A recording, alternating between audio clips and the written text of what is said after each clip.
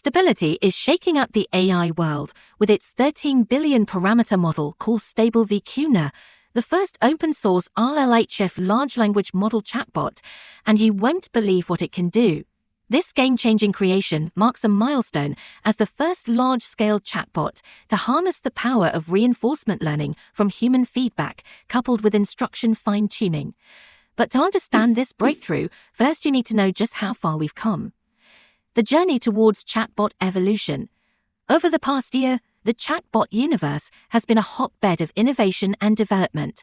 Leading players such as Character.ai, ChatGPT, and Google Bard have launched sophisticated models fine-tuned to optimize user experiences, sparking global conversations and intrigue in the process. The emergence of open source and open access alternatives has ignited the flame of interest even further, expanding the boundaries of what's possible in this dynamic field. However, the chatbot landscape had a noticeable void. While several models embraced instruction fine-tuning, the incorporation of RLHF was often overlooked, primarily due to the complexities it presents. But with the introduction of Stability's Stable VQ, this gap is finally being bridged, ushering in a stunning new era in AI chatbot technology. Filling the void in open-source chatbots.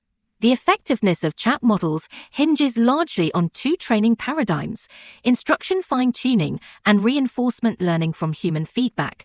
While we've seen commendable strides towards building open-source frameworks such as DeepSpeed Chat and Colossal AI, a comprehensive model that effectively marries both paradigms was notably absent until now. Organizations like Open Assistant, Anthropic, and Stanford have recently made significant contributions by publicly releasing RLHF datasets. These datasets, when combined with the straightforward training provided by TRLX, form the backbone of Stable VQ, heralding the arrival of the first large-scale chatbot model built on both instruction fine-tuning and reinforcement learning from human feedback. Introducing Stable VQ, the pioneer in open source. Stable VQ is more than just a chatbot. It represents a monumental leap in AI technology. It is an evolved version of VQ version 0 with 13 billion parameters, incorporating both instruction fine-tuning and RLHF training to provide superior functionality. Stable VQ excels at tasks from performing basic math and assisting with grammar to writing code, showcasing the vast potential of AI. Stable VQ's exceptional performance is not accidental, but the result of careful and strategic planning. Stability did this by following a typical three-stage RLHF pipeline and further training the VQ model using supervised fine-tuning with a combination of three unique datasets, resulting in a versatile and high-performing AI chatbot. Behind the scenes of Stable VQ's success. The model's power and efficiency are rooted in its comprehensive training regimen, which involves an amalgamation of the Open Assistant Conversations dataset, GPT-4, all prompt generations, and Alpaca. These datasets serve as the foundation for training a reward model, which then undergoes proximal policy optimization reinforcement learning, contributing to the remarkable training of the model. Welcoming the 13 billion parameter Stable VQ into the AI sphere. For artificial intelligence enthusiasts eager to explore Stable VQ, the chatbot is available on the Hugging Face Hub. The model can be obtained as a weight delta against the original Llama model. However, it's essential to note that to use Stable VQ 13b, you also need access to the original Llama model, obtainable via the link in the GitHub repo.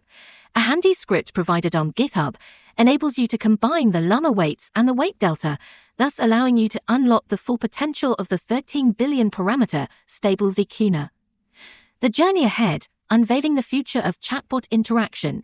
Even as we celebrate the remarkable achievement of Stable VQ's launch, Stability isn't resting on its laurels. The forward-thinking team has also offered a sneak peek into the future with previews of an upcoming chat interface currently in the final stages of development, which promises to revolutionize the user experience by providing a more interactive and intuitive platform. If you ultimately want to not just grow your following, but grow your business, generate sales, and make an impact in more people's lives. So today we have Chalene Johnson back on the Think Media podcast. She's a New York Times bestselling author author, the founder and creator of the Marketing Impact Academy. And she's going to be dropping some free game about how to get your social media right now. Shalene, how's it going? Dude, how do you do that without notes? Like, you just riff that. You are a unicorn. I mean, I got lucky, but I've known you now. It's like 8-9 years. Yeah. We're coming at up least, on right? our decade. Wow, we should throw a party. We should throw a party. Yeah. Like a vow renewal. That would be awesome.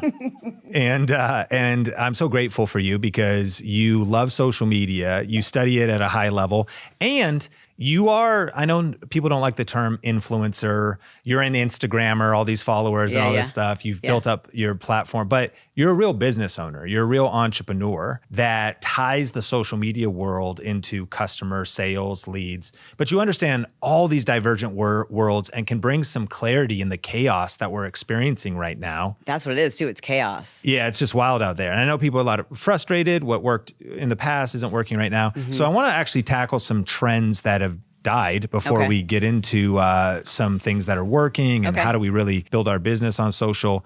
But what are some dead trends that you're noticing? How do you feel about celebrity influencer endorsements? They're not doing well. I mean, if you look at big brands, and by the way, there's exceptions to everything, right? There's some celebrities who they touch it and it sells out immediately. But now brands are looking at how they're spending their dollars, and they have so much a much easier time working with people with a smaller following who have a very loyal community that listens to them and believes them and doesn't see them as this kind of like sellout celebrity kind of thing. So the celebrities are not getting their big brand deals anymore because those dollars are being spent on, micro and nano influencers. And define a micro and nano influencer. Well, I don't think anybody, for whatever reason, wants to be called an influencer anymore. It has like this really negative connotation, but basically, if you've got more than 100 people that are following you and interacting, right, and they're real people, then you've got some influence. And that means that brands are looking at you like, okay, does this person have a good relationship with the people who are communicating with them? Is there trust there? And they would much rather do, hundreds of nano influencer deals versus one big mega influencer deal, where that person's hard to work with. Their rates are ridiculous. You can't tell if they've bought half their followers. The engagement isn't real. So they would much rather work with these people who are more authentic. Yeah, that's really good news. We talk a lot for small YouTube creators or smaller channels or across the platforms. Micro and nano influencers are where brands want to invest their dollars. And the influencer marketing industry, the last numbers we were looking at was close to 20 billion and growing about 20% a year. That's just that vertical. There's so many different ways to make money. Just that one vertical is massive money flowing into the system. So that's actually a good news, dead trend that the money is going to everyday creators. How about on Instagram and other vertical platforms where people are lip syncing, pointing at words, and kind of dancing around?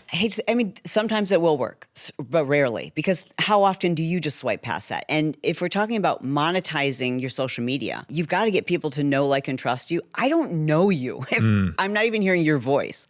You're using someone else's voice. You're pointing to words on the screen. And listen, I still do it sometimes because I'm being lazy. It's super easy to create that kind of content. So I don't want to discourage someone who's like, oh man, I just found the courage to do this, then continue. But eventually, we need to know who you are, and we need to hear your voice. And the consumer is kind of sick of the copycat trend, which really worked. Like, that's how TikTok took off. Like, there was a trend, and then everybody copied the trend. You'd see like 50,000 versions of that same trend. And now people are like, I got it. Like, let's see something real. So best practice in today's world is talk to camera, get on camera if we're going vertical video and social media, and deliver some value.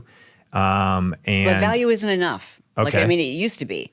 So that's another dead trend. So another dead trend is just providing value. Yes, unfortunately. So what's the next level? The next level is, how do you provide value that captivates the entire time? So it's like really thinking about, just like you do on YouTube, what is the very first sentence that I'm going to say on Instagram and TikTok and any of these short form platforms. You used to be able to just like create some great content and there was a hook in there someplace, but now you've got 3 seconds. So that extra breath is a moment where you might lose some, and they're swiping. So it's really putting thought in up-leveling your content, because your mom is creating content. You know what I mean? So it's like there's so much supply and very little demand. So you have to up-level. That means if you're going to provide value, you've got to think about, how can I captivate? And part of that is also entertaining. And so you'd call it edutainment. I would. Education with entertainment, but something make it more interesting. You have the environment you're filming in, visuals, it can the be cadence. Edits. I mean, because I've seen some people who are like not entertaining people in real life. I just know because I've met them. Yeah. But their content's super entertaining because they found a really great editor, or maybe they're doing it themselves. Hopefully they're outsourcing that. But you can take any piece of content, a professor delivering a lecture, and if it's edited the right way, it's entertaining. How about the metaverse? What about the metaverse? That word scares me. What is that? What do you I want to don't know? Do you think it's a big trend this year? Or do you think it's kind of dead for now? I don't think that it's the place that people are focusing on. No, I don't. I think for entrepreneurs, like in terms of saving time and even just like writing captions and coming up with great titles and even content ideas, artificial intelligence, oh my God, like friggin' game changer. Like it just, for that person who's like, I'm not creative, I can't come up with ideas, I've just got the script, but I don't know how to make my first sentence interesting. Throw it into ChatGPT or an AI platform and say, tell me what's the most interesting sentence to start this paragraph off so I hook my viewers. So a dead trend is humans that are not enhanced by artificial intelligence. Basically, yeah.